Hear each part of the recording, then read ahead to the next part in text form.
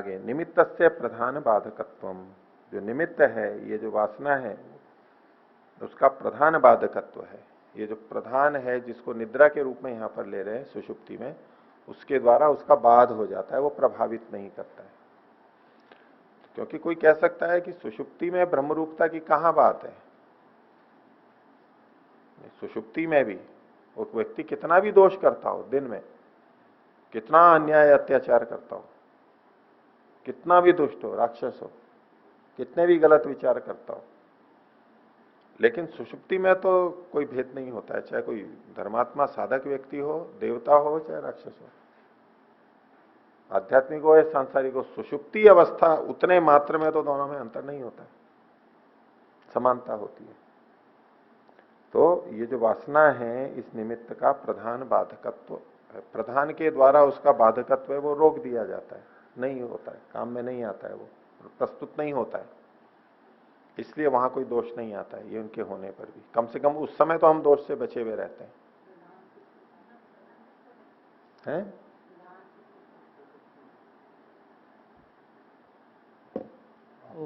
प्रधान इसमें किसको कहा गया? अलग अलग व्याख्या है सुषुप्ति को, इन्होंने सुषुप्ति अर्थ किया है।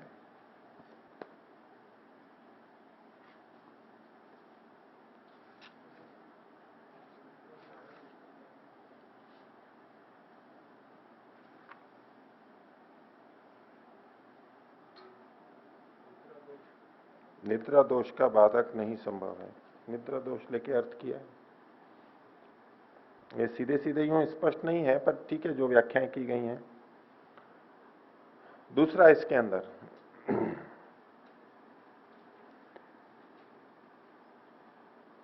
कि जो जीवन मुक्त होता है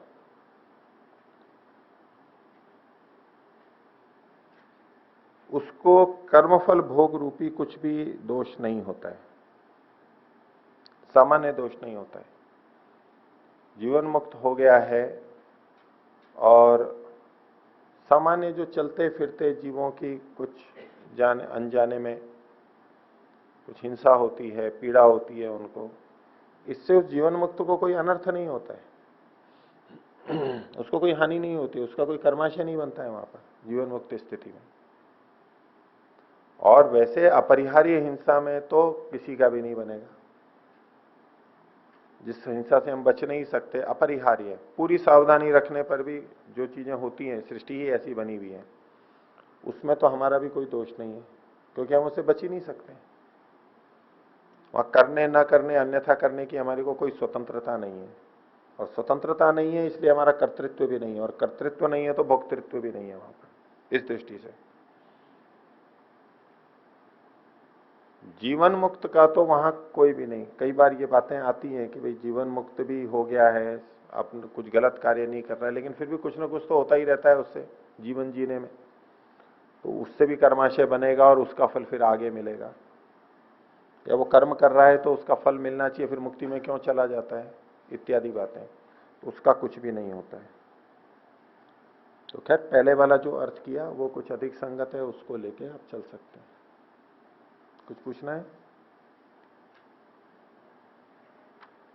आगे?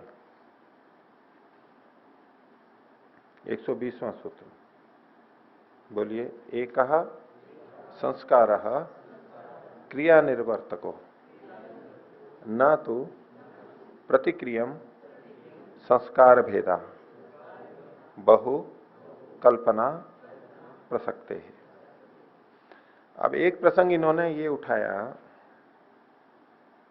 कि संस्कार से हमारे अंदर क्रियाएं होती हैं, जैसा हमारा संस्कार है उसके अनुरूप हम क्रियाएं करते हैं। किसी को शराब पीने का संस्कार है, आदत है, तो समय आने पर वो चल पड़ता है शराब खरीदने के लिए, मदिरालय में चला जाता है, वहां पीने लग जाता है। ऐसी जिसकी जो आदत है, जिसको ध्यान उपासना का संस्कार है, तो सुबह शाम वो समय आते ही वो अलग ही उसमें भाव आ जाते हैं, वो बैठने की इच्छा करती है। और कभी नहीं भी बैठता है तो औरों के साथ भी रहता है तो उसका उसकी स्थिति अलग रहती है। वैसा नहीं होता है लौकिक अवस्था दिन में है जैसा। वो ध्यान उपासना का समय चल रहा है, सुबह शाम का ऐसा समय है, उसका आदत है उसकी। अब किसी कारण से बैठ नहीं पा रहा है, कोई सामूहिक कार्य है और है, तो भी उसके अंदर की स्थिति अलग बनती है। उस समय में प्रवृत्ति बनती है दान की, परोपकार, सेवा की, किसी की प्रवृत्ति है, अन्याय को हटाने की है, क्षत्रिय है तो अन्याय होते देख करके वो बढ़ जाएगा उस तरफ, उसको हटाने के लिए प्रवृत्ति हो जाएगी। ऐसे ही सबके लिए खाने पीने भोगने सब कामों के अंदर ऐसे ही प्रवृत्ति होती है। तो वर्तमान की इच्छा भी उसमें जुड़ती है, लेकिन संस्कार भी एक बड़ा कारण बनते हैं। ठीक है, तो संस्कार हमारी क्रियाओं का निर्वर्तक होता है, क्रियाओं को उत्पन्न कर देता है हमारे में। हम उस तरह की क्रियाएं करने लग जाते हैं, अच्छी बुरी कुछ भी हो। तो हम जो बहुत सारी क्रियाएं करते हैं उसके पीछे एक संस्कार होता है या अनेक संस्कार होते हैं, ये एक बात आ सकती है। क्योंकि बहुत सारे संस्कार मिलकर के हमारे को एक क्रिया करवाते हैं, या एक संस्कार ही हमारे को क्रियाएं करवा देता है। हर क्रिया के पीछे एक संस्कार होता है, या बहुत सारी क्रियाओं के पीछे एक ही संस्कार होता है, इत्यादि। तो उस संदर्भ में ये सूत्र है कि एक संस्कार क्रिया निर्वर्तक, एक ही संस्कार क्रियाओं को बना देता है। एक तो इस दृष्टि से क्रिया को पैदा करने की दृष्टि से,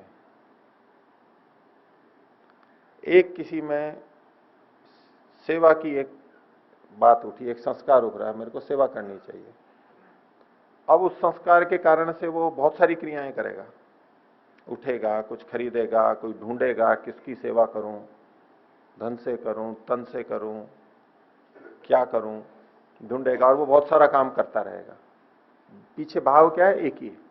एक ही संस्कार है कि मैं सेवा करूं किसी की, मैं परोपकार करूं।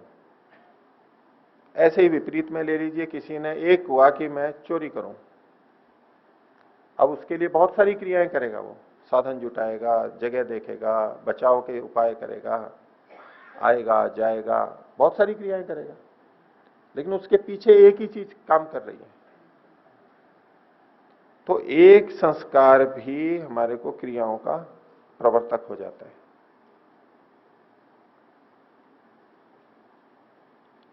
और इसको दूसरे ढंग से भी ले सकते हैं कि हम जो कुछ क्रियाएं करते हैं, अब उसमें मान लीजिए पूरा यज्ञ किया हमने, आधा पौना एक घंटा, किसी कक्षा में भाग लिया, व्यायाम किया, कुछ सेवा कार्य किया, आधा घंटा एक घंटा इत्यादि, और उसमें बहुत सारी क्रियाएं कर रहे हैं हम। तो क्या उन प्रत्येक क्रिया का संस्कार अलग अलग पड़ रहा है? तो एक दृष्टि से कह सकते हैं हर चीज का संस्कार अलग अलग पड़ना चाहिए, क्योंकि हम विविध क्रियाएं करते हैं वहां पर। एक कोई खेल हो, वो आधा पौना एक घंटा खेल चल रहा है, और उस खेल के अंदर न जाने कितनी सारी घटनाएं हो गई। कभी इधर लेके गए गेंद को, कभी इधर लेके गए, कभी ये हुआ, कभी वो हुआ, कभी सीटी बजी, कभी विश्राम हुआ, कभी टकरा गए, बहुत सारी हो ना, कभी गोल हो गया, खुश हो गए, कभी हमारे को हो गया, हम उदास हो गए, झगड़ा हो गया, उत्साह हो गया, लोगों ने तालियां बजा दी। ऐसे न जाने कितनी चीजें हो सकती हैं। तो ये जो सारा का सारा है, क्या हर उसका एक एक संस्कार अलग अलग होता है? ये एक विचारने की बात है। अथवा सारे का एक होता है? तो कहते हैं न तू प्रतिक्रियम संस्कार भेदा, प्रत्येक क्रिया के लिए संस्कार भेद नहीं होता है। क्यों? तो उसके लिए कारण बताया, बहु कल्पना प्रसक्ते। अगर ऐसा मानने लगेंगे तब तो बहुत अधिक संस्कारों की कल्पना करनी पड़ेगी, एक दोष माना जा रहा है। कितने संस्कार मानेंगे आखिर हम? कितने संस्कार मानेंगे? उसकी सीमा क्या है? तो ये सूत्र दो ढंग से इसकी व्याख्या कर सकते हैं। एक तो यह है कि क्रिया का कारण जो संस्कार है, वो एक संस्कार से क्रिया हो जाती है, वही बहुत सारी क्रियाएं करवा देगा। एक क्रिया या अनेक क्रिया, एक संस्कार क्रिया निर्वर्तको। न तो प्रतिक्रियम संस्कार भेदा, प्रत्येक क्रिया के लिए अलग अलग संस्कार हो ऐसा नहीं है। अब यहां संस्कार क्रिया के कारण के रूप में कथन किया जा रहा है अभी ये पहली व्याख्या में। इसको बदल के दूसरे ढंग से करेंगे तो क्रिया के द्वारा निर्वर्तक एक ही संस्कार होता है। अब क्रिया के बाद में जो संस्कार उत्पन्न होता है उस ढंग से व्याख्या हो रही है। क्रिया एक संस्कार को उत्पन्न करती है, क्रिया अनेक संस्कारों को उत्पन्न नहीं करती है। न तो प्रतिक्रियम संस्कार वेदा, हर छोटी छोटी क्रिया में अलग अलग संस्कार होते हैं ऐसा नहीं, बहुकल्पना प्रसक्त है, नहीं तो बहुत अधिक कल्पना होगी। कोई एक कार्य ले लीजिए आप उदाहरण के लिए, कि हम कितना माने कि ये एक संस्कार इतने का होगा।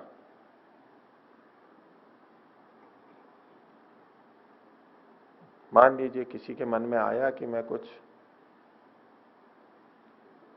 साधकों को भोजन करूं, आध्यात्मिक व्यक्तियों को कुछ दान करना है, भोजन करूं। अब वो अपने घर से चला, वहां भोजन बनाया, भोजन बनाने से पहले चीजें खरीद के लाया, बनाया, फिर वाहन में बैठा, फिर लेकर के आया और यहां पर वितरण कर दिया साधकों को, बांटा उसने, मिला करा और फिर चला गया, वाहन में चला गया, बर्तन वर्तन साफ किए, जो भी है, ये सारी पूरी एक प्रक्रिया हुई। अब इसमें हम कितने संस्कार बनना माने? एक तो एक है भाई, यहां बोला जा रहा है, अनेक क्यों नहीं कि भाई वो सामान खरीद के लाया भोजन का, उसके अपने अपने संस्कार, उसका अलग संस्कार, खाना बनाया उसके अलग संस्कार, चल करके यहां आया उसका अलग संस्कार, या भोजन वितरण किया उसका अलग संस्कार, लौट के गया उसका अलग संस्कार। ऐसे कुछ संस्कार मान सकते हैं ना। अच्छा, इसमें भी अलग अलग करें तो सामान खरीदने का एक संस्कार या अनेक संस्कार? बताओ, वहां भी अलग अलग करेंगे। कहीं से एक जगह सब्जी खरीदी, एक जगह आटा दाल खरीदा, कहीं घी खरीदा, कहीं फल खरीदा, तो खरीदने के भी अलग अलग संस्कार मानने होंगे ना। दे एक एक भाई अलग अलग ही करना है तो वहां भी फिर अलग करेंगे। और सब्जी में भी अलग अलग सब्जियां खरीदी हैं, हर सब्जी के का अलग अलग संस्कार पड़ेगा। जितनी सब्जी खरीदी होगा या नहीं। और उस सब्जी में भी मान लीजिए आलू ले रहे हैं तो एक आलू उठाया उसका अलग संस्कार और दूसरा उठाया तो अलग संस्कार नहीं करना पड़ेगा। और आलू भी उठाया तो वो कोई एक ही क्रिया थोड़ा ना हुई। अब यहां था हाथ, ये वहां तक गया तो कितनी क्रियाएं हुई? ये इतनी सी, फिर इतनी सी, फिर इतनी सी, फिर यूं हाथ किया, फिर यूं किया, फिर यूं किया, फिर पकड़ा, फिर लेके आया, फिर यहाँ उठा। कहां तक मानेंगे आप? भिंडी खरीदनी है, एक एक भिंडी ली है, एक एक टिंडा लिया है, फिर उसको पैसे दिए हैं उसका, फिर पैसे में भी 1 रुपया दिया, फिर सिक्का दिया उसका, अलग अलग, एक इस जेब से निकाला और एक उस बटुए से निकाला उसका। किस किस को संस्कार मानेंगे हम? यहाँ छोटी छोटी क्रियाओं को। और वहां से चल करके आया तो कितने कदम लिए यहां तक आने में? एक चलना एक क्रिया देखी, घर से यहां तक आया तो भाई एक संस्कार पड़ा। अब उस आने में भी कितनी क्रियाएं की हैं? वो पहले घर से चला, अपनी गाड़ी में बैठा, दरवाजा खोला, गाड़ी में बैठा, गाड़ी चलाई, गाड़ी चलाने में भी बहुत क्रियाएं की। सबके लिए अलग अलग संस्कार माने, एक तो ये है। और उसमें भी हर चीज के लिए अलग अलग, सड़क पार करते आ रहे हैं, कहीं हॉर्न बजाया, कहीं इधर मोड़ा, कभी इधर मोड़ा, हर जगह के अलग अलग संस्कार। कितने संस्कार मानेंगे? क्या सीमा है कि भाई इतने कर्म का हम ये कर्म मानेंगे कि हाँ यहां से यहां तक एक कर्म है और उसका एक संस्कार है? तो कहा अगर बहुत सारा मानेंगे तो बहुकल्पना प्रसक्त है, बहुत सारे संस्कारों की कल्पना प्रसक्त हो जाएगी। एक खेल हो रहा है, अब खेल को हम कितना मानते हैं? मान लो आधा घंटे 1 घंटे का खेल है, और उसका पूरे का एक संस्कार, पूरे खेल का एक माना एक। एक है मान लो हॉकी खेल रहे हैं, उसमें हर बार कभी इधर से इधर किया, कभी इधर से उधर किया, वहां भागे, हर पैर को रखा, हर गेंद को खोला रोका, हर चीज का अलग अलग संस्कार माने। क्रिकेट खेल रहे हैं तो हर गेंद को फेंका तो वो एक अलग खेल, गेंद फेंकी, हर बार गेंद फेंक रहे हैं वो अलग खेल, और हर बार बल्ले से चलाया जो भी हुआ वो अलग खेल, या पूरा सारा मिला करके एक खेल। वो भले ही उसमें कितनी भी क्रियाएं हो रही हैं, कितनी बार गेंद फेंकी गई, कितनी बार उसको दूर तक मारा गया, फेंका गया, भागे दौड़े, सब सब मिला करके एक एक खेल। तो ऐसे ये कहना चाहते हैं कि यूं अगर छोटा छोटा देखेंगे तब तो बहुकल्पना प्रसक्त है, संस्कार तो वो तो फिर अनंत हो जाएंगे, कोई सीमा ही नहीं है उसकी। इसलिए एक संस्कार है क्रिया निर्वर्तक। एक संस्कार से बहुत सारा हम कुछ कम कर्म करते हैं, लंबा चौड़ा, कई घंटों का, कई दिनों का। एक संस्कार किसी का आ गया कि भाई मेरे को वेद पढ़ना है, अब उसके लिए वो वर्षों तक लगा हुआ है, इस गुरुकुल में उस गुरुकुल में, ये पढ़ा वो पढ़ा, ये किया वो किया, न जाने कितना कर रहा है। वो एक ही है पीछे, बस वेद पढ़ना है मेरे को। किसी का है कि मेरे को समाधि लगानी है, ध्यान लगना है, अब उसके लिए इस शिविर में उस शिविर में, इन गुरु के पास उन गुरु के पास, ये तप तपस्या, ये व्रत नियम, न जाने कितना कर रहा है वो। और पूरा का पूरा साधना का एक संस्कार। 1 घंटे हमने उपासना की, अब उसके अलग अलग संस्कार भी मान सकते हैं वैसे तो, हर मिनट का, हर सेकंड का। कितनी देर का एक संस्कार माने? 1 घंटे उपासना की, उसमें कितने संस्कार माने? या तो एक माने, अथवा कि भाई हमने पहले आसन लगाया, फिर प्राणायाम किया, प्रत्याहार किया, धारणा की, ध्यान किया, समर्पण किया, जो हम 5-6 बिंदुओं पे चलते हैं, तो पहले 5-6 संस्कार पढ़ेंगे। उसमें समर्पण किया, उसका हो गया, नमस्कार किया, उसका हो गया, खेद व्यक्त किया, उसका हो गया, उत्साह बढ़ाया, उसका हो गया। अब ध्यान भी कर रहे हैं तो मान लो ओम का जप कर रहे हैं, उसमें अलग अलग अर्थ की भावना कर रहे हैं, तो उनका भी सबका अलग अलग संस्कार।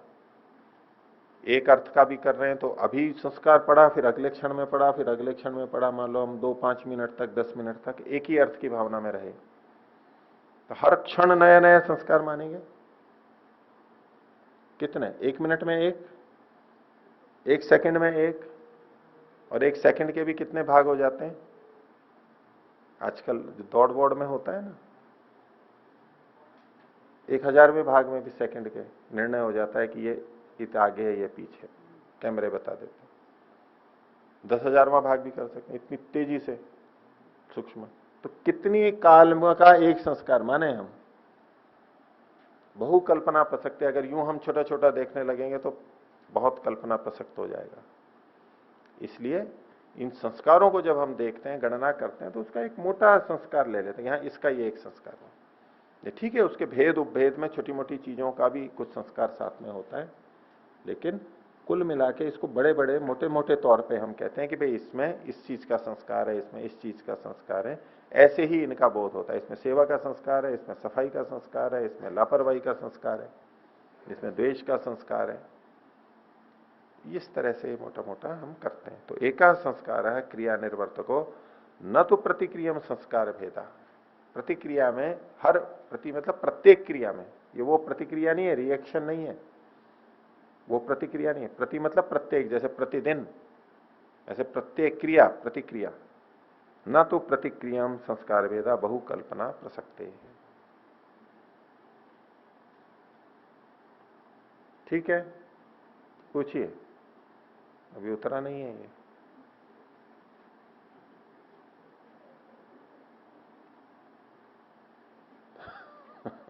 जितना समझ आए उतना भी ठीक है, वैसे तो नहीं पूछना है। चलिए, विचार के लिए है, विचार कोटि में भी तो रख सकते हैं ना। विचार कोटि में भी पकड़ में आया कि हाँ ये बात विचारने की तो है, कुछ कही तो जा रही है, उतना ही अंशों में। ओम आचार्य जी, मतलब एक संस्कार के प्रेरणा से हम कोई कार्य कर रहे हैं, पर जो अलग अलग स्टेप में कार्य हो रहे हैं उनके संस्कार तो पड़ते ही होंगे ना। अब जैसे खरीदने के लिए का मतलब कहीं पर भी राग द्वेष युक्त कोई कार्य हो सकता है, उसका संस्कार तो पड़ेगा। पड़ेगा, कितने मानेंगे उसको? लेकिन जो सामान्य रूप में होगा उसका तो नहीं पड़, मान ले उसका नहीं पड़ेगा। उसका भी पड़ेगा ही हो, तो वो तो वीडियो रिकॉर्डिंग की तरह से है। हर सेकंड का वो तो बिल्कुल होता चला जा रहा है पूरा, सारा का सारा, क्योंकि हम स्मृति में ले आते हैं सारा का। जो घटना घटी मान लो, जैसे आप आत्मनिरीक्षण करते हैं, सुबह से लेके शाम तक का चित्र क्रमशः पूरा ले लेते हैं, वो तो सारा रील बन रही है अंदर, पूरा का पूरा सारा जा रहा है अंदर, सब कुछ जा रहा है अंदर, सब कुछ जा रहा है छोटा मोटा। हम सब्जी खरीदने गए, उसमें भी तो आप कितनी 100 क्रियाएं, 1000 क्रियाएं कर सकते हैं ना, अलग अलग। घर से निकले वहां तक गए, उसमें हाँ जी। केवल सब्जी खरीदने में भी अब उसको कहाँ कितना भेद मानोगे, वो तो कल्पना की बात हो जाएगी। नहीं, बीच में राग द्वेष युक्त भी तो कार्य हो सकते हैं, हो खरीदते सकते हैं ना, समय। बिल्कुल हो सकते हैं। वो सारा का सारा उसका एक संस्कार कि भाई ये सेवा के लिए जा रहा है। अब उसके लिए उसने मेहनत भी की, तप तपस्या भी की, कहीं कुछ गलत भी कर दिया, मिश्रित कर्म कर लिया, काम तो अच्छे के लिए कर रहा है, लेकिन साथ में राग द्वेष भी जुड़ गया है, मान सम्मान भी जुड़ गया, कुछ मिश्रण हो गया, सकामता भी आ गई। हाँ जी। ये सब मिला करके कुल बस एक बन ही गया बनेगा भाई। संस्कार। ये एक जैसा भी बना वो चित्र विचित्र, उसके भेद उपभेद मिला के भेद उपभेद सब मिला करके कि हाँ चलो ये बन गया, इस तरह का इसने सेवा की आज। मोटा मोटा बस मुख्य मुख्य ऐसा मान करके चलेंगे। धन्यवाद। पूछिए। ओम आचार्य जी, बहुकल्पना प्रसक्ते है यहाँ दिया हुआ है कि क्या बहुकल्पना से क्या आपत्ति है? ठीक है, आप जैसे उदाहरण प्रस्तुत किए दो, जैसे दौड़ वाला उदाहरण भी लीजिए या सब्जी छाड़ने वाला उदाहरण दीजिए, हर एक पॉइंट के लिए अपना एक महत्व होता है। इसी प्रकार हर एक क्रिया का संस्कार का महत्व होना चाहिए। अगर बहुकल्पना करेंगे भी है, क्या आपत्ति है? ठीक है, हो जाए। उसका हम कोई निर्धारण नहीं कर सकते कि कितनी होगी।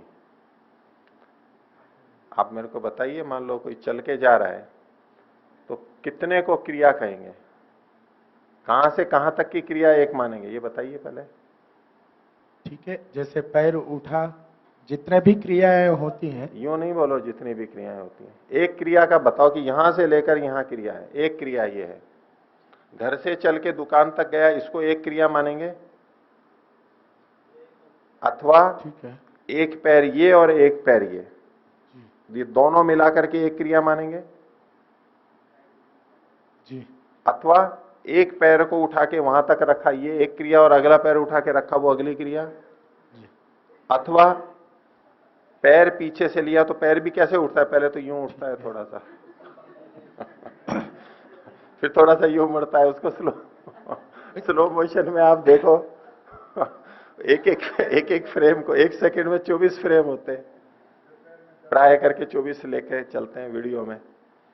तो एक एक को करो, वो फ्रेम में दिखते हैं ना जैसे पुराने होते हैं उसमें, तो हर फ्रेम एक क्रिया है किसको मानेंगे आप? मैं वो परिभाषा पूछ रहा हूं आपसे कि आप क्रिया किसको कहोगे? आचार्य जी, यही मेरा प्रश्न है।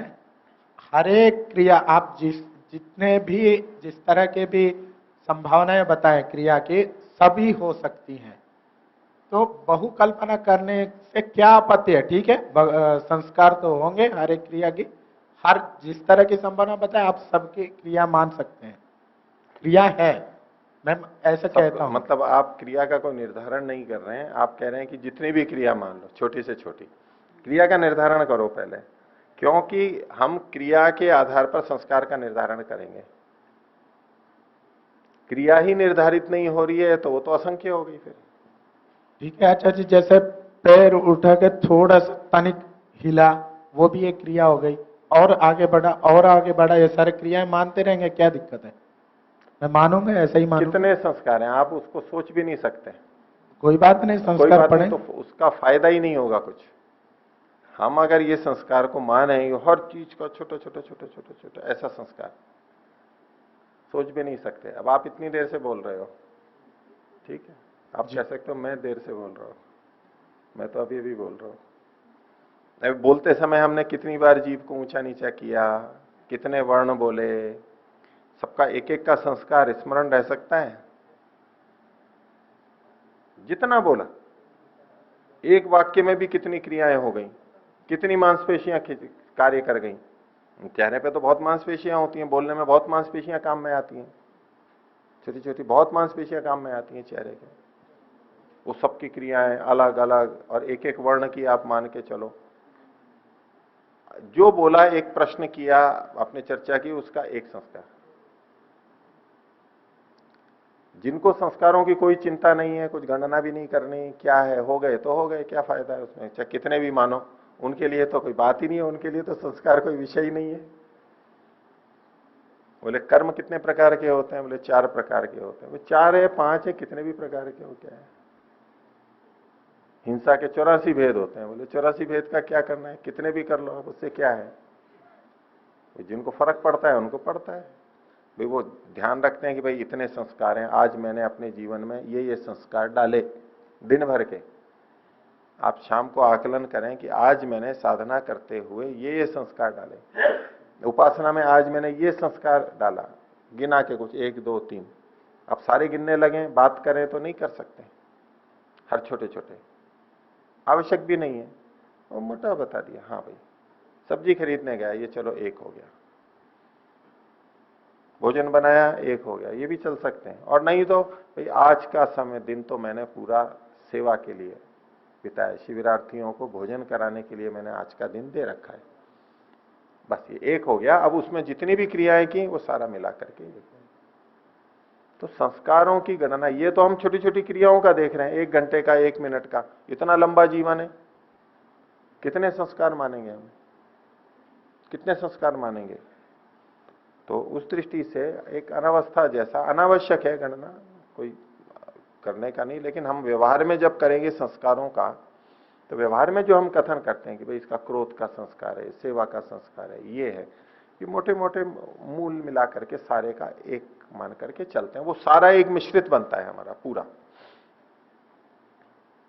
कर्माशय भी ऐसे बनता है। ये जो संस्कार है, ये वासना के संदर्भ में अभी मैंने व्याख्या की थी, इसको कर्म के संदर्भ में भी किया जाता है। एक प्रसंग आता है योग दर्शन में भी, कर्म के संदर्भ में एक हम प्राय चर्चा करते ही हैं कि पाप और पुण्य परस्पर घटते बढ़ते नहीं है, कटपिट नहीं जाते हैं आपस में। इतने पुण्य हैं, मान लो 55 पुण्य हैं और 45 पाप हैं, तो घट के और केवल 10 पुण्य रह गए। 45 पाप थे, 45 उसकी जगह उनका भी फल नहीं मिला, 45 पापों का और 45 पुण्य को भी हटा दिया, चलो ये तो भाई साहब बराबर हो गया, अब केवल 10 पुण्य बचे और उसका मिलेगा। और इसके विपरीत भी ऐसा ही, 60 पाप हैं और 40 पुण्य हैं, तो चलो 40 पुण्य हैं, उतने 40 पाप भी आपके काट दिए, बराबर हिसाब, और अब केवल 20 पाप बचे हैं और उसका फल मिला है आपको। ये ऐसे आपस में कटते पिटते नहीं है। ये एक बात कही जाती है ना, कर्म के संदर्भ में आपस में नहीं होते हैं यूं। पाप का फल अपने आप अपनी जगह पूरा भोगना होता है और पुण्य का भी अपना अपना भोगना होता है, दोनों चलते हैं, दोनों भोगे जाते हैं, ठीक है। लेकिन ये बात भिन्न भिन्न कर्मों में तो मानी जाती है, अलग अलग कर्मों में। लेकिन एक ही कर्म को करते समय जिसमें पुण्य और पाप दोनों मिले हुए हो, तब क्या होगा। तो कई जने वहां पर भी यही लगाते हैं कि एक कार्य को करते हुए भी जितना पुण्य है उतना पुण्य अलग बन जाएगा और जितना पाप है उतना पाप अलग बन जाएगा। किसी एक कार्य को करते हुए उसने बीच बीच में कुछ गड़बड़ भी कर दी, अच्छा कार्य करते हुए बीच बीच में कुछ गलत भी कर दिया, उसी मुख्य कार्य के निमित्त से एक परोपकार के लिए कुछ कर रहा है और उसमें उसने कुछ गलत भी कर दिया। जल्दी से जाना है, अब सड़क पे ऐसा चला है कि किसी को थोड़ा टकरा भी दिया या किसी को बाधा हो गई, ठीक है, कुछ कुछ गलत कर दिया। और कोई गलत कार्य करने के उद्देश्य से जा रहा है, उसने बीच बीच में कुछ पुण्य भी कर दिया। और चोरी करने जा रहा है, किसी ने बीच में रास्ता पूछ लिया और कुछ उससे पुण्य हो गया, उसने बता दिया, बीच में ही कुछ ऐसा मान लो हो गया, उसी कर्म से संबंधित। रास्ता पूछना चलो कोई अलग भी मान ले, लेकिन किसी कार्य को करने में, गलत कार्य करने में कुछ पुण्य भी हो गया उसका साथ ही साथ में, वहां पर ये काटापीटी वहां पर मानी जाती है। वो सब मिलाकर के एक संस्कार पड़ेगा, उसका एक कर्माशय बनेगा। वहां योग दर्शन व्यास भाष्य में आता है इस संदर्भ में कि यदि पाप पुण्य कर्म कर रहे हैं और उसमें पाप बीच में आ गया साथ में, तो क्या होगा? पुण्य का पूरा फल अलग और पाप का अलग? ऐसा नहीं। वो कहते हैं, उन्होंने वहां लिखा है कि वो अल्पायु हो जाएगा पुण्य का फल भोगने में। यानी पुण्य कर्म करते हुए पाप हो गया बीच में कुछ, वो मिश्रित कर्म जैसा हो गया, तो अब दोनों का अलग अलग फल नहीं बताया वहां पर। वहां ये बताया कि वो जो जितने पुण्य का जितने लंबे समय तक फल होना था सुख या सुख के साधन का, उसकी जगह पे वो कम समय हो जाता है। ये कम किससे हुआ? वो जो मिश्रित कर्म पाप उसमें साथ में था, ये कटपिट गया है यहां पर। तो वो एक संदर्भ है। सामान्यतया जो भिन्न भिन्न कर्म किए जाते हैं वो आपस में यूं कटते पिटते नहीं है, बराबर नहीं होते। लेकिन एक ही कर्म चल रहा है, उसमें अगर कुछ ऊंच नीच हो रही है तो उसका सब मिला करके बस एक कर्माशय बनेगा, उसमें कटपिट नहीं होगी। नहीं, उसमें कटपिट होगी, कटपिट करके बस एक बन गया है। वो क्या कम बनेगा अधिक बनेगा। यदि पूरे शुद्ध ढंग से किया है तो अधिक पुण्य मिल जाएगा, कुछ गलत किया है तो वो कम मिलेगा। अब उस संदर्भ में इसको देखो कि प्रत्येक क्रिया में संस्कार भेद नहीं होता है। हर छोटी छोटी चीज का कर्माशय अलग अलग बने, सब मिलाकर के एक बनेगा। एक मजदूर को आपने लिया, उसको मान लो आज के हिसाब से जितना भी 200, 300, 400 रुपए प्रतिदिन के 8 घंटे के लिए, आप उसके किस कर्म के कितने रुपए दे रहे हैं? कर्म के अनुसार ही तो दे रहे हैं ना उसको वेतन, निर्धारित करेंगे। ये उसने कई काम किए, इसके लिए इतने रुपए, इसके लिए इतने रुपए, इसके लिए इतने रुपए करेंगे। एक गड्ढा खोद रहा है, गड्ढे खोदने के इतने, इस काम के इतने, इस काम के इतने नहीं। और गड्ढे खोदने में भी इस फावड़े के इतने, इस फावड़े के इतने, माने इस फावड़े में 1.25 किलो मिट्टी निकली थी इस फावड़े से 5 ग्राम 10 ग्राम अधिक मिली, इसका इतना रुपया, इसका इतना रुपया, ऐसे करके आकलन करेंगे? नहीं, बहुकल्पना प्रसक्त है, व्यवहारिक नहीं होगा। पूरे का मिला करके, भाई पूरे दिन का है आपका इतना काम है, मिला करके उसको इतना दे दिया। यूं छोटी छोटी चीजें यूं नहीं देखी जाती। तो ऐसे हमने जो कार्य किया, मिश्रित भी हो, उसमें कुछ ये हुआ कुछ ये हुआ, और उसका मिला करके जो कर्माशय बनेगा वो बस एक बन जाएगा, जो भी बनना है। भाई कुल इतना हुआ, आपने इतना काम किया, इतनी आपने टूट फूट कर दी, इतना ये घटपट के जो भी है सब कुछ मिला के इतना हो गया। काम तो किया लेकिन आपने शीशा फोड़ दिया, आपने गड्ढा तो खोड़ा, हमारी ये पाइपलाइन तोड़ दी साथ में, ये आपको ध्यान रखना चाहिए था। ये आपने पाइपलाइन फोड़ दिया, अब उसको हमारे को लगवाना पड़ रहा है, पानी हो गया, आफत हो गई, उतने पैसे काट लेगा वो व्यक्ति उसके। वो सब करके एक परिणाम रूप में आया। तो इस सूत्र को एक उस अर्थ में भी लेते हैं कि हर छोटी छोटी चीज के लिए कर्माशय बन रहा हो, ऐसा नहीं। उस पूरी क्रिया का कुल मिला के कर्माशय बनेगा। अब वो सेवा की जिसने, चाहे वो सब्जी लेके आया, चाहे सब्जी बनाई और कुछ भी किया, लाया, कैसे भी आया करा, सब मिला करके जो कुछ हुआ उसका एक कर्माशय बन गया उसका।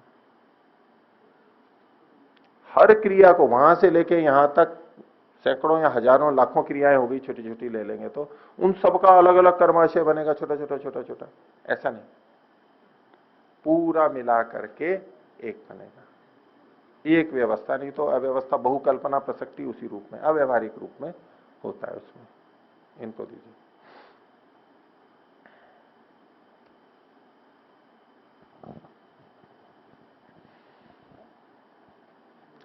और जिनकी सामर्थ्य है, सुपर कंप्यूटर है जो,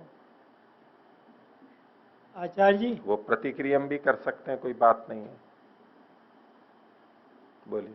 आचार्य जी, मान लीजिए मैं एक आम का पौधा लगाना चाहता हूँ, अब वहाँ पर फिर उसके लिए गड्ढा खोदेंगे, जब वो बनाएंगे, उसमें कुछ और छोटे छोटे पौधे उस जगह के कट जाते हैं, या नीचे केचुआ वगैरह कोई चीज़ और भी जीव हैं वो मरते हैं, तो ये दोनों का मतलब जो पाप और पुण्य का दोनों का संस्कार बनेगा, ये एक बनेगा या अलग अलग?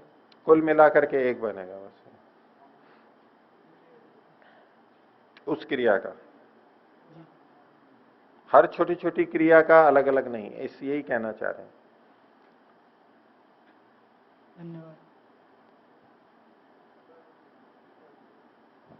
और गणना कर सकते हो तो ठीक है, उस तरह भी चल सकता है। इन्होंने ऐसा लिखा है कि भाई ये ऐसे एक एक छोटा छोटा नहीं होता है, उसका कुल मिलाकर के एक मोटा सा संस्कार बन जाता है। दीजिए इनको। आचार्य जी, ये गणना समय की तो हमारे हिसाब से तो है, लेकिन ईश्वर के हिसाब से तो गणना का आकलन फिर हम समय के हिसाब से भी नहीं कर सकते इस तरह से। तो ईश्वर हमारी क्रियाओं के आधार पर ही तो गणना करता है। जैसे हम एक कर्म क्रिया को मान रहे हैं, एक दिन में मान लो एक क्रिया, आपने जैसे मजदूर की बात ली, तो एक दिन में इस तरह से तो हमारे पूरे जीवन की क्रिया को हम एक चक्र में मान सकते हैं, उसको एक संस्कार पूरे जीवन ऐसे का। नहीं, वो जीवन वाला तो फिर तो वो और अति में चला जाएगा। इधर ये अति थी कि यार छोटी छोटी कर ले, और पूरे जीवन का कर्म हम एक संकल्प लेके करते हैं कि मैं ये सेवा करूंगा, आज यहां पर श्रमदान करूंगा 5 घंटे 6 घंटे, इस संस्था में समय दूंगा। ये एक विचार उठा, उसके लिए हम प्रयत्न किया। अब उसके लिए जितना भी सब कुछ हो रहा है वो सारा एक माना जाएगा। हमने दिन में सोचा आज 1 घंटा यहां काम करूंगा, 10 थोड़ा सा वहां करूंगा, वहां ये दान दूंगा, ऐसे अलग अलग किया तो ठीक है, वो अलग अलग हो जाएगा। अब उसमें भी छोटे छोटे छोटे और करने लग जाए, वो ठीक नहीं है। अनावश्यक सोचने का है उसमें। ठीक है, चलें आगे। आगे देखिए, ज्यादा उतर गई है।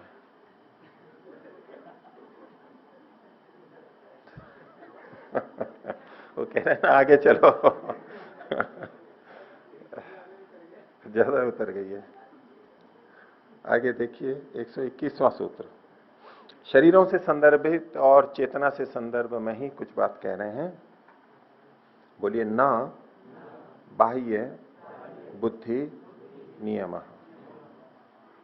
अब यहां बाह्य बुद्धि कहा तो बुद्धि के आगे क्या विशेषण लगाया? बाह्य। तो बाह्य विशेषण लगाया, इसका मतलब है बुद्धि कुछ और प्रकार की भी होती है। नहीं,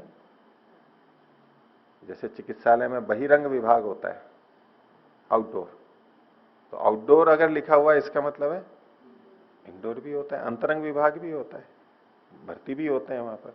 अगर एक ही हो तो वहां पर बहिरंग अंतरंग कुछ कहने का बात ही नहीं होती है। विशेषण जब भी बनता है इसका मतलब है कुछ और भी चीजें।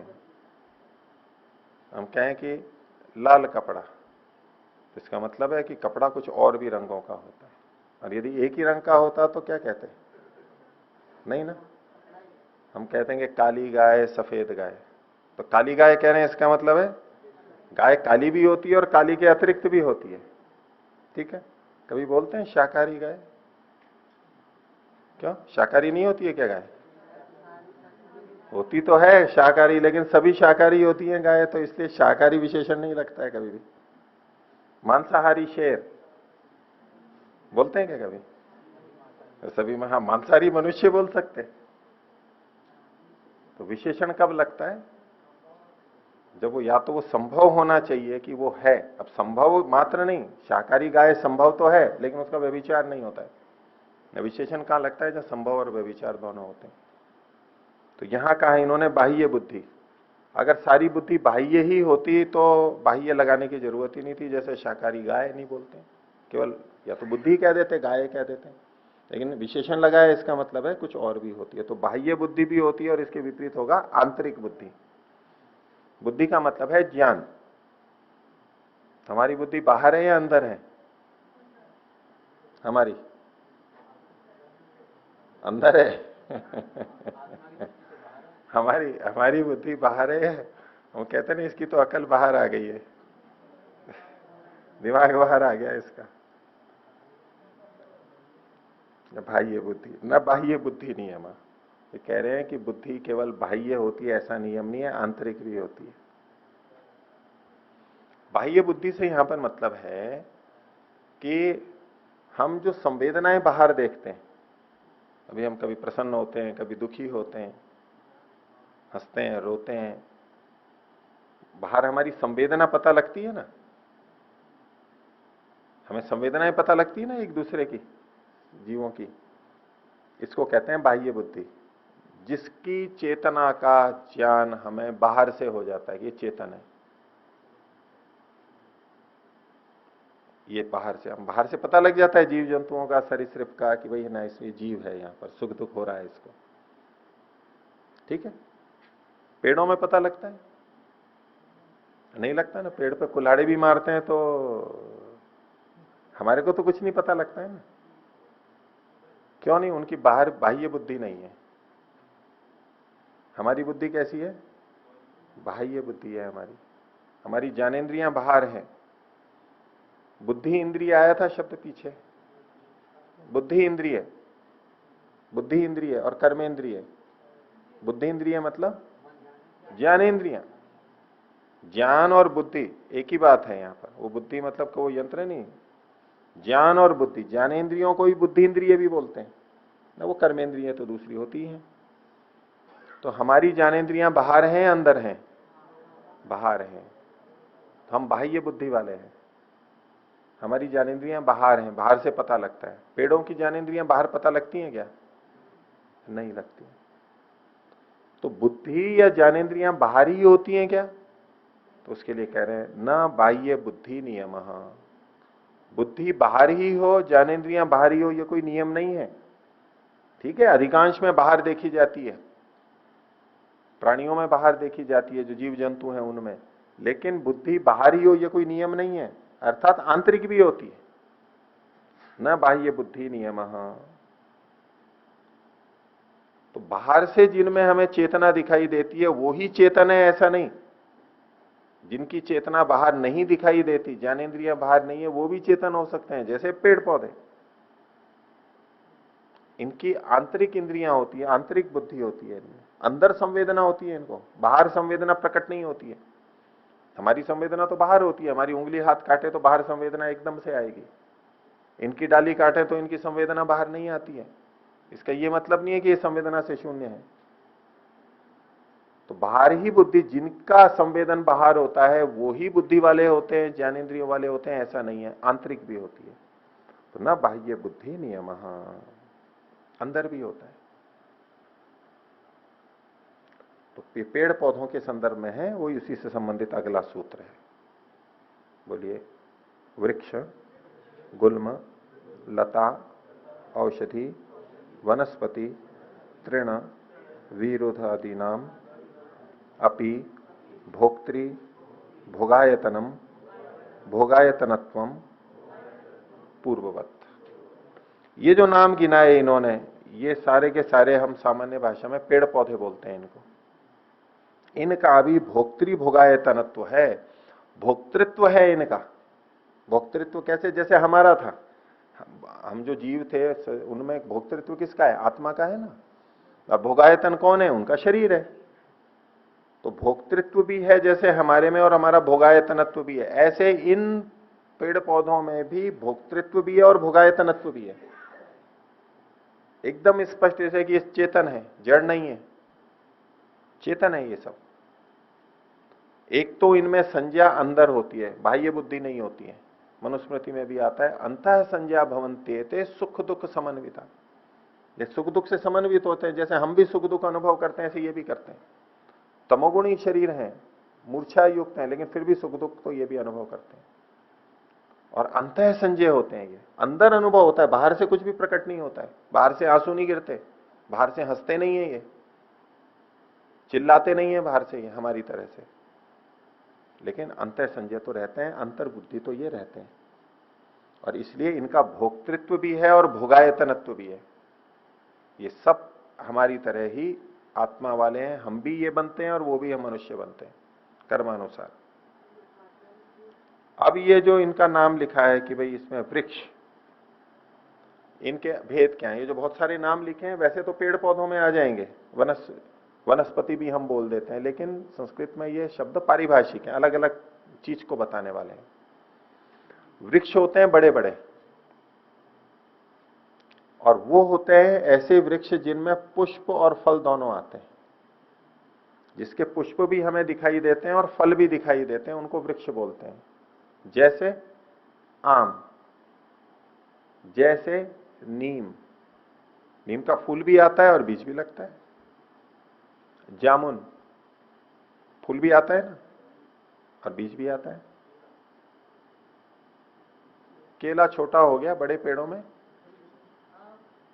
आम तो हो ही गया। पेड़ों में नारियल, जिसमें फूल और फल दोनों आते हैं उसको कहते हैं वृक्ष। और कुछ बड़े पेड़ ऐसे होते हैं जिनमें फूल हमें दिखाई नहीं देता है लेकिन फल आता है, जैसे बड़, जैसे कि पीपल, गूलर। ये कुछ पेड़ ऐसे और भी ऐसे होंगे जिनका फूल हमें नहीं दिखाई देता लेकिन फल दिखाई देता है। इनको संस्कृत में, प्राचीन शास्त्र में वनस्पति शब्द से कहा जाता है। पुष्प और फल जिन बड़े पेड़ों में आते हैं उसको वृक्ष, और जिसमें केवल फल दिखाई देता है, पुष्प नहीं दिखाई देता है, उसको वनस्पति। ये दोनों यहां पर लिखे हैं। वृक्ष सबसे पहले लिखा है, वनस्पति बीच में लिखा है। हम सामान्यतः सब पेड़ पौधों को वनस्पति के नाम से बोल देते हैं, पर ये पारिभाषिक है। गुल्म, गुल्म का मतलब होता है झाड़ियां। झुड़मुट होते हैं ना, न तो पेड़ होते हैं, न लताएं होती हैं, न घास होती हैं, झुरमुट सा होता है, उसको गुल्म बोलते हैं। जैसे कि बेर का होता है, और झाड़ियां सी होती हैं, छोटी मोटी झाड़ियां होती हैं, आक का होता है, और ऐसे जो छोटे छोटा एक घेरा सा बन जाता है और झुड़मुट रहता है, उसको कहते हैं गुल्म। लता, लता बेल को बोलते हैं, तो फैलती हैं लता। औषधि, औषधि बोलते हैं जो फल के पकने पर समाप्त हो जाती है, जिनका फल पकता है और वो वृक्ष ही समाप्त हो जाता है, पौधा ही समाप्त हो जाता है। आम तो हर बार आता है, बार बार आता रहता है और पेड़ चलता रहता है। जैसे गेहूं, जैसे चावल, जैसे मक्का, ये जो हमारी फसलें हैं इनको औषधि बोलते हैं। औषधय फल पाकांत, फल के पकने पर जिनका अंत हो जाता है, ऐसे जो पेड़ पौधे हैं उनको औषधि से कहा जाता है। खासतौर से ये अन्न और दालें और ये जो हमारे खाने पीने की चीजें हैं, दूसरी बार नहीं आता है, वो दूसरी बार तो नया बोना होता है उसको। फल उत्पन्न किया और समाप्त हो जाते हैं वो, इनको कहते हैं औषधि। वनस्पति का आई गया है। और तृण, तृण का मतलब घास, घास फूस जो छोटे छोटे तिनके होते हैं, दूब है और है, तरह तरह के छोटे छोटे होते हैं तिनके के समान, उनको तृण बोलते हैं। और वीरुत, वीरुत को भी बेल जैसे ही होते हैं, जो सहारे से चढ़ जाते हैं, थोड़ा सा अंतर करते हैं, काटने पे बार बार उग जाते रहते हैं, बार बार आते हैं, ऐसे कुछ करते हैं। तो ये सारे कुल मिलाकर के जिसको हम शाक बोलते हैं, शाकाहार की तरह से हम बोलते हैं, या वनस्पति नाम से बोल देते हैं, पेड़ पौधे, इन सब का भोक्तृ भोगायतन है पूर्ववत। पूर्ववत मतलब जैसे मनुष्यादियों का है ऐसा इनका भी है।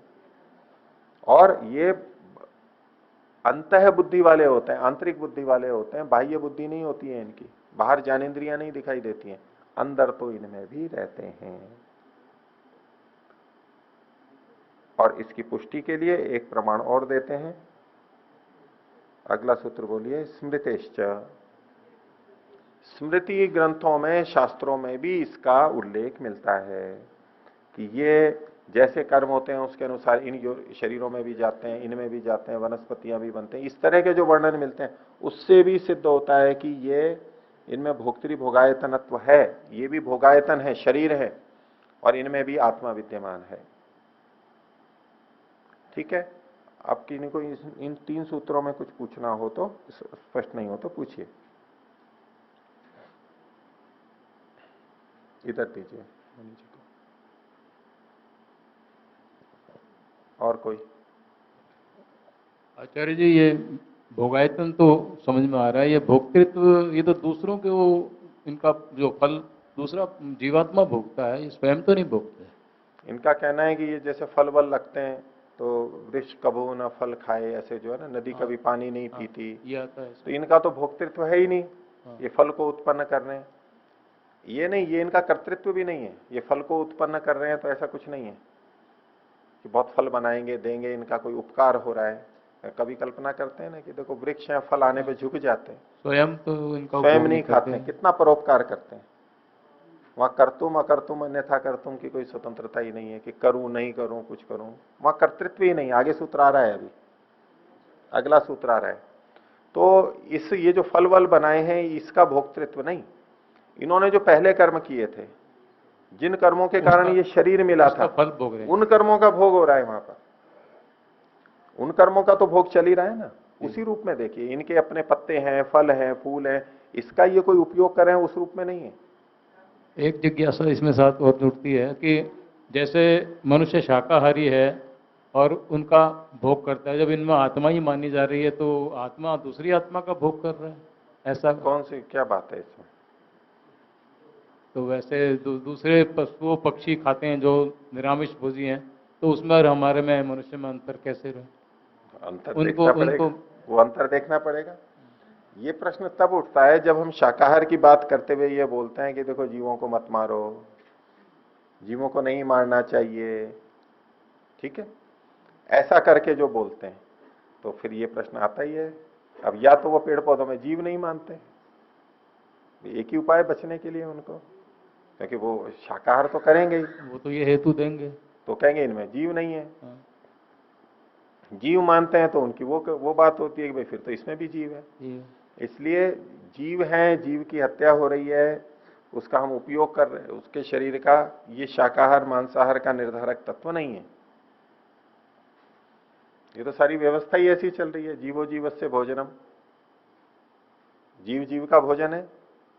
आप वनस्पतियों को छोड़ दीजिए, वनस्पति ठीक है सीधे सूर्य से और मिट्टी से और इससे भी अपना भोजन बना लेती हैं, तो उसके बाद के जितने भी हैं, और वनस्पतियां भी दूसरे जीवों पर भी निर्भर करती हैं, बहुत सी वनस्पतियां कीटों को भी खाती हैं, करती हैं, वो सब भी होता है, वो अपवाद है। लेकिन वनस्पतियां सीधे अपना भोजन बना सकती हैं, उसके अलावा जितने भी हैं वो सब एक दूसरे को खाते हैं। ये व्यवस्था किसने बनाई है? ईश्वर ने बनाई है। तो जो व्यवस्था ईश्वर ने बनाई है उसके अनुसार चलने में पाप लगना चाहिए या नहीं? पाप लगना चाहिए या नहीं? लगना तो नहीं चाहिए। लगना तो नहीं चाहिए, मतलब नहीं लगना चाहिए, फिर संशय क्या है, संदेह क्या है? तो फिर वो जो मांसाहारी है, शेर अगर मृग को खाता है, मछली मछली को खाती है, सांप मेंढक को खाता है, चिड़िया कीड़ों को खाती है, उससे कोई पाप थोड़ा ना होता है। उनका पाप होता है क्या? नहीं होता है। ईश्वर ने जिसके लिए जो विधान कर रखा है उसको खाने में कोई दोष नहीं है। अपने विधान के अतिरिक्त खाते हैं तो दोष है। मनुष्य के लिए मांसाहार का विधान नहीं किया हुआ है, शाकाहार का विधान किया हुआ है, इसलिए शाकाहार के करने में कोई पाप नहीं है, कोई जीव हत्या नहीं है। और परमात्मा ऐसा नहीं है कि जो चीज करवाए और फिर उसी के लिए डंडा भी मारे। आपने कभी अपने बच्चों को किया होगा, पहले तो कहा कि चलो यहां सफाई कर, फिर दो थप्पड़ मारे कि क्यों सफाई कर दी यहां पर, इस कुर्सी को उठा के यहां रख दे, ये कहा, और फिर उसको दो थप्पड़ मारे कि ये कुर्सी यहां से यहां क्यों रख दी? कभी किया है? हाँ, उन्मत्त अवस्था में कोई कर सकता है, नहीं तो ऐसा कोई नहीं करेगा। इसलिए जो चीज परमात्मा ने बनाई है, तो व्यवस्था ही परमात्मा ने की है, उसमें पाप की कोई आशंका ही नहीं करें। अति प्रसक्ति बहुत ज्यादा फिर सोचने लग जाएंगे भाई ये भी हो वो भी हो। तो इसका मूल आधार यही है, वेद में हमारे लिए जो खाने पीने का विधान किया है उसमें कोई पाप नहीं है, उसके विपरीत करते हैं तो उसमें पाप है। पूछिए। सर जी, ये पेड़ों के अंदर जीव होते हैं, एक जीव होता है, अनेक जीव होते हैं? अभी आगे चर्चा करेंगे, अभी आगे आएगा विषय। तो आचार्य जी अगर इस प्रकार से तो इनको पेड़ों को काटने छांटने में इसमें भी दोष लगता होगा फिर? क्यों लगता होगा? अभी ये क्योंकि कुछ इनमें चर्चा आत्मा चल रही थी, वो नहीं सुन रहे थे आप? वो खाने की चल पर रही आपने प्रश्न बना रखा है तो प्रश्न तो पूछना चाहिए, माइक तो ले ही रखा है। अभी वही बात नहीं चल रही थी नहीं, पर आपकी सोच रहे हो कि मैं कैसे प्रश्न रखूंगी, लोग क्या सोचेंगे, वो मेरा प्रश्न का उत्तर थोड़ा ना चल रहा है, वो तो उनके प्रश्न का उत्तर चल रहा था। थी। उसमें काटने का नहीं आया था ना, खाने का आया था सिर्फ। तो बिना काटे खाएंगे, बिना तोड़े खाएंगे? कभी ऐसा होता है? वो तो जुड़ी हुई बात है, उससे संबद्ध बात है, उसके बिना संभव ही नहीं है। उसमें कोई पाप नहीं है, कोई पाप नहीं है उसके अंदर। पेड़ पौधों को, वो भी अगर हम अनुचित ढंग से कर रहे हैं, अगर हम यूं ही चलते फिरते यूं ही उसको तोड़ते हुए जा रहे हैं, डंडे मारते जा रहे हैं, यूं ही पेड़ काट रहे हैं, चाहिए इतना अनावश्यक बर्बाद कर रहे हैं, तब तो वहां भी पाप लग जाएगा। लेकिन हम अपने उपयोग के लिए जितना आवश्यक है उतना हम कर रहे हैं, उचित रीति से प्रकृति को संवर्धन भी कर रहे हैं, उसका उनका हित भी कर रहे हैं और हम ले रहे हैं, उसमें कोई पाप नहीं है। तो कहीं उनको दुख होता होगा, हम काटते छाटते हैं तो क्या होगा, उनका कर्मफल भोग जाता है। उनके लिए ऐसी व्यवस्था कर रखी है परमात्मा ने कि जब उनको जो ये सुख दुख होंगे, उतना उतना जैसा है वो उनका अपना निपटारा होता रहेगा, वो खाता उनका चल रहा है परमात्मा, वहां पर उनका कर्माशय कर्मभोग उनका चल रहा है। बोलिए। जो लोग घर में पौधे लगाते हैं और वो वहां पर मर जाते हैं पौधे, तो क्या इसका पाप भी चढ़ता है? फिर से बोलिए। घर में हम पौधे लगाते हैं और वहां वो सूख जाते हैं, मर जाते हैं, हाँ, तो क्या ये भी पाप बनता है? वो सुखाया हमने है या वो अपने आप सूखे हैं? यदि पानी खाद की कमी की वजह से सूखा। अच्छा, असावधानी से, मतलब हमने असावधानी से। लगाया कहीं से उखाड़ के और यहाँ ढंग से नहीं किया ना, थोड़े अंश में कर सकते हैं, नाम मात्र का, कोई विशेष बात नहीं उसमें, मान सकते हैं उतना हमने हानि की है, ठीक है, उतना हमारा कर्माशय घट जाएगा। हमने उसका उपयोग कर लिया एक तरह से, हम उपयोग तो कर ही सकते हैं, हमने ऐसा उपयोग किया कि वो खराब हो गया। हम सब्जी अधिक ले आए, वो खराब हो गई, सब्जी इतनी उगा दी, बाजार में बिकी नहीं रही है, वो पड़ी पड़ी खराब हो गई, सड़ गई, ये सब चीजें तो होती रहती हैं, उतना तो अंश में मानना होगा। वो बुद्धिपूर्वक नहीं कर पाते हैं इसलिए होता है, या परिस्थितियां ऐसी होती हैं कि हमारे हाथ में नहीं होता है। न किसान भी क्या करे, उसने उत्पादन तो किया, मान लो ट्रक की हड़ताल हो गई, वो कहीं बेच ही नहीं सकता। अब वहां गांव में बिके तो इतनी सस्ती कि वो उसकी कीमत भी नहीं हो, तो वो खेत में सड़ने दे तो वो जले ज्यादा अच्छा, इसको उठा के वहां लेके जाऊंगा तो उतनी भी मेहनत नहीं मिलेगी मेरी, तो सड़ने देता है तो सड़ने देता है, वो एक अलग बात है। उसने मेहनत की थी, वो चली गई उसकी, उसमें उसने संसाधनों का उपयोग किया जितना प्राकृतिक, उतना उसका पुण्य चला गया। लेकिन ये तो परिस्थितियां हैं, अन्याय हो गया या कोई भी कारण से हुआ, वहां फिर कर्म फल व्यवस्था से देख सकते हैं। पाप नहीं बनेगा। हाँ, नहीं मतलब वो नगण्य प्राय, कुछ हो भी तो उसको ज्यादा सोचने की बात नहीं है। हाँ जी। ओम। पूज्याचार्य जी, जैसा ये पौधों का अभी बात चल रही वृक्षों के बारे में, तो ऐसा हमने पढ़ा भी है और सुना भी है कि अफ्रीका के जंगलों में कुछ वृक्ष ऐसे होते हैं जो नरभक्षी वृक्ष के नाम से होते हैं। जब भी वो उनके पास कोई जाता है तो वो उसी को ही, मतलब जो प्राणी है उसको ही वो मार देते हैं। नरभक्षी अन्य प्राणियों को, कीट पतंगों का तो मैंने कहा भी था अभी। हाँ, अपने यहाँ भी होते हैं कुछ। हाँ जी। हाँ। तो ये जो पौधे हैं इस किस्म के, जैसे ये कहा कि भाई इनमें पौधों में आत्मा भी होती है और आंतरिक संवेदनाएं भी होती हैं, जैसे छुई मुई में भी हम यहाँ प्रत्यक्ष देखते हैं। तो इन पौधों को भी पाप पुण्य लगता है या नहीं? नहीं लगेगा, जब ये मारते हैं किसी आगे को। चर्चा आ रही है अभी आगे यही प्रसंग चलेगा। ठीक है। कुछ कुछ संज्ञा बाहर होती है, जैसे कि ये छुई मुई की बात हो गई। आप में से देखी होगी सबने छुई मुई, किसी ने नहीं देखी? यहाँ पर उगी भी है रास्ते में, खूब है यहाँ पर, किसी ने नहीं देखी हो तो देख लेना। लज्जालू बोलते हैं उसको, लज्जालू। लज्जा आती है ना, जैसे शर्मा जाते हैं, लज्जा है ना। लज्जा किनका आभूषण है? पुरुषों का नहीं। पुरुषों को लज्जा आ जाए तो वो उनका आभूषण नहीं, वो उनका दोष माना जाता है। और ये पौधा महिलाओं के लिए बहुत हितकारी भी होता है, महिलाओं के रोगों में लज्जालू है, और इसका आयुर्वेदिक औषधियों में महिलाओं के रोगों के अंदर इसका बहुत उपयोग होता है, हितकारी है बहुत। ही इसकी जड़ भी, पत्ते भी और भी इसके बहुत प्रयोग किए जाते हैं, औषधियों में भी डलता है, नहीं तो उखाड़ के भी बहुत सारा प्रयोग कर सकते हैं इसको।